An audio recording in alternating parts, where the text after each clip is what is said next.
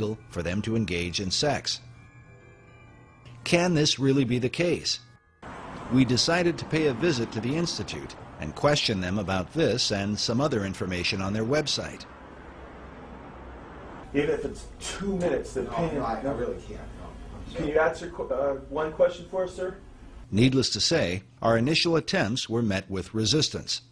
Can we get just one answer? On your website, which you make public, you say that you help those who are disadvantaged because they're aged sexually. Does that add up to endorsing pedophilia?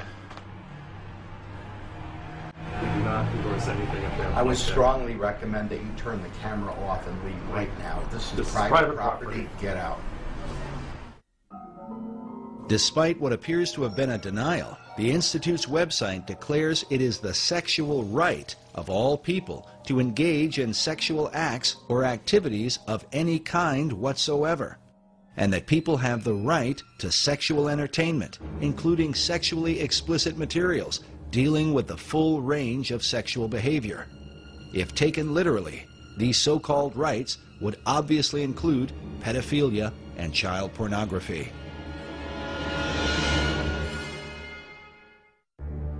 Beyond all this, the Institute's founding director, Wardell Pomeroy, wrote the book, Boys and Sex, in which he promoted the idea of boys having sex with animals, such as a dog, a horse, or a bull.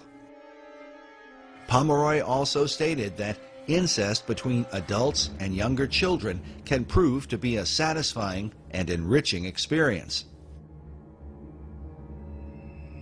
But the influence of Pomeroy's Sex Institute goes even beyond the academic community and into America's churches.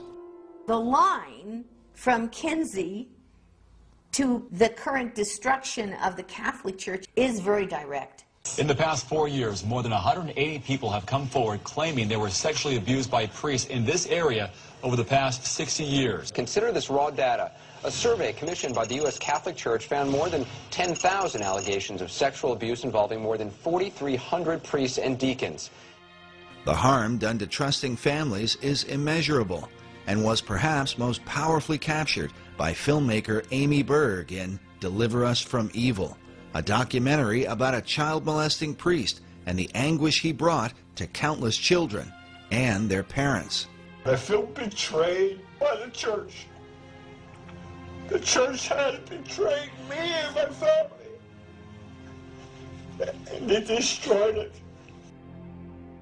When the Vatican II comes through and the whole notion of liberalizing the church emerges, this group of sexologists or psychologists who are trained by them go into the clergy, goes into the Catholic Church to help decide who makes a good priest. They throw out all the Orthodox applicants, and people who kind of are unsure or who are very sure, who are rather homosexual or something, they get put through, and the folks who are not quite as stable in a way in terms of their orthodoxy, they're permitted into the clergy to a great extent. And several of our key dioceses, or the training, the places where the clergy are trained, bring in pornography from the Institute for the Advanced Study of Human Sexuality to train priests the same way the medical profession has been trained.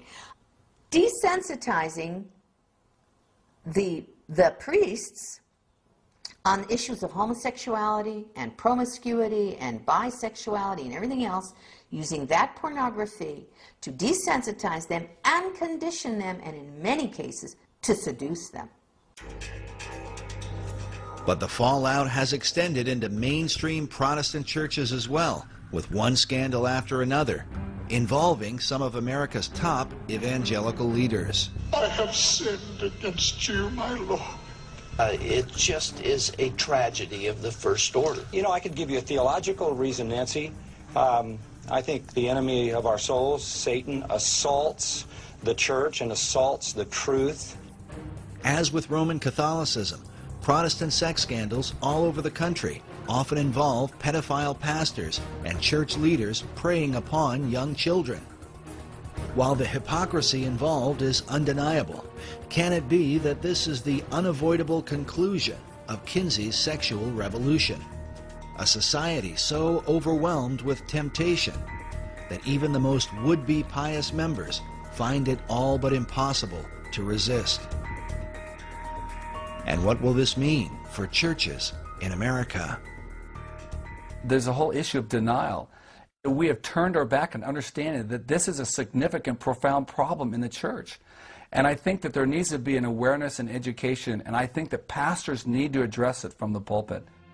Jeff Reinke is the marriage and family pastor of North Coast Calvary Chapel in Carlsbad, California.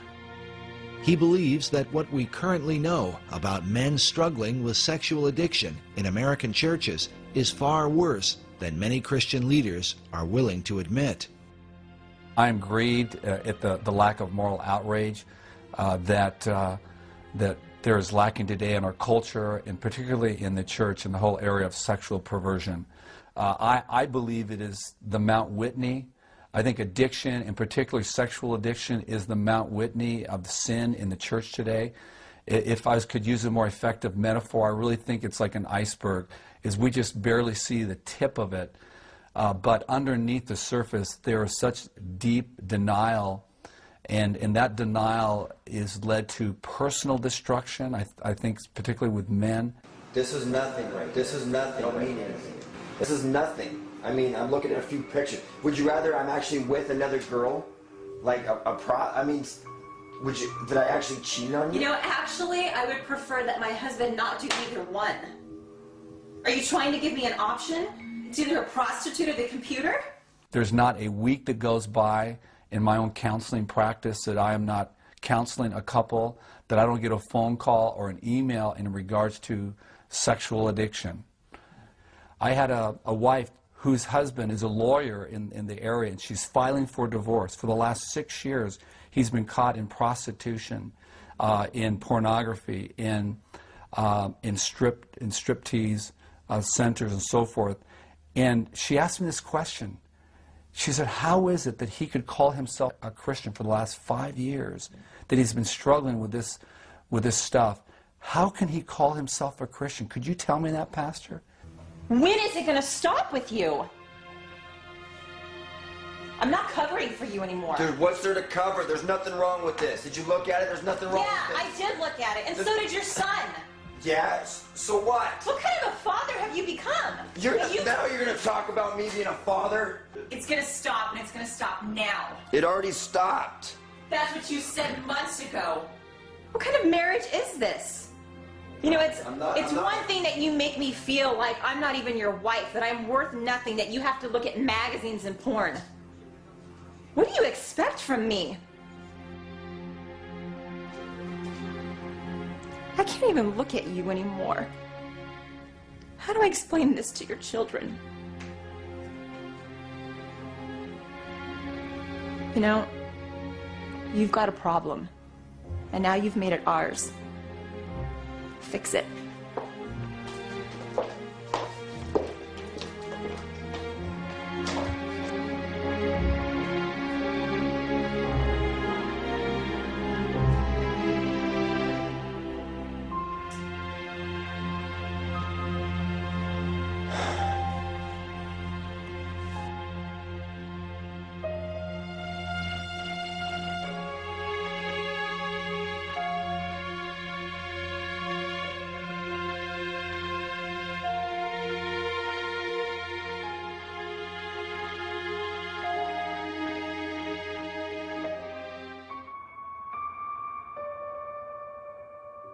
With so much devastation affecting America at many levels, the question is, why hasn't something been done about Kinsey's dark legacy?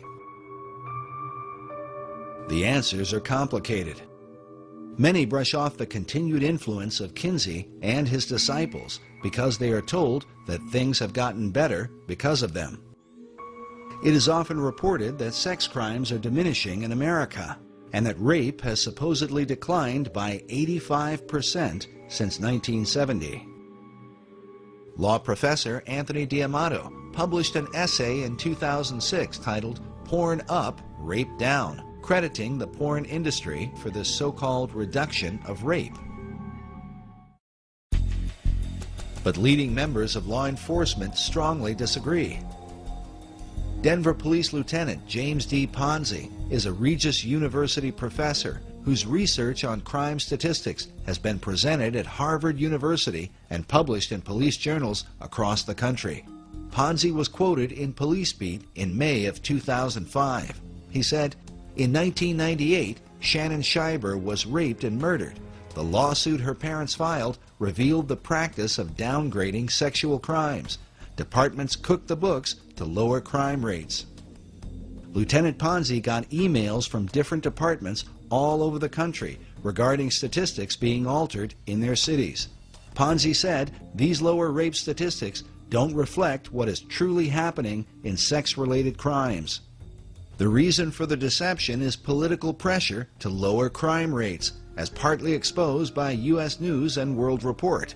In April of 2000, they wrote, "Facing political heat to cut crime in the city, investigators in the New York Sex Crime Unit sat on thousands of reports of rapes and other sexual assaults." Police Captain Rich Costello stated that the way crime was solved was with an eraser. In that same year, it was also reported that the FBI conducted a limited investigation and discovered that PPD had failed to report between 13,000 and 37,000 major crimes. Lieutenant Colonel Dave Grossman is a West Point psychology professor and Pulitzer Prize nominee. He is a renowned expert in human aggression and co-author of the book, Stop Teaching Our Kids to Kill. On crime statistics, he says, the downturn in violent crime in the U.S. in the 1990s is very deceptive. Violent crime is still about 5 times greater today per capita than it was in 1957. Grossman says the biggest factor for the lower crime rates is that we are lying about the data. One of the tactics used is to manipulate statistics in a way that gives a false impression to the public. For example, at the beginning of this film, we told you that some 58,200 children are abducted each year by non-family members. This report from the Department of Justice goes on to say that only 115 of these are stereotypical kidnappings. But they define stereotypical kidnapping to include children who are held for ransom or transported a distance of 50 or more miles. The report goes on to say that of the 58,200 children abducted, about half of the victims were sexually assaulted. While most people will be left thinking only about 115 kids, the reality is that at least 29,000 children are kidnapped and raped in America each year. The report also says that this is an underestimate. Researchers like Lieutenant James Ponzi, who we spoke with during our investigation, believe that the real number is much higher than anyone is able to document. As parents and guardians, we should consider again carefully the words of former prosecutor Ann Bremner. And we also see in a lot of these kidnapping and death cases recently by sex offenders that your child can be lost in just an instant. So I think you have to be vigilant at all times. Be vigilant at all times.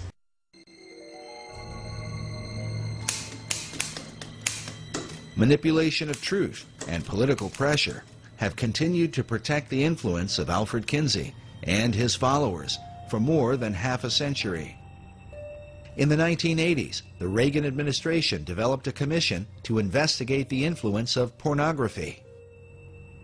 The Department of Justice brought in Dr. Judith Reisman, who initially wanted to investigate Kinsey along with the images in Playboy, Penthouse, and Hustler. But just as the Reis Committee was opposed in the 1950s, so Dr. Reisman was shot down in the 1980s. She conducted her research at American University, but once she began, the university vehemently opposed any investigation into Kinsey, and she was forced to drop it. I said, I'm not doing anything with human subjects. I'm just going to be researching his work, the things that he's already written. And they said, no, no, no, you can't do that. So academic freedom was completely eliminated because the Kinsey Institute had some kind of power structure going there that caused them to be unable to allow me to pursue a United States Department of Justice grant from our country that would have allowed me, as an objective researcher, to look into the Kinsey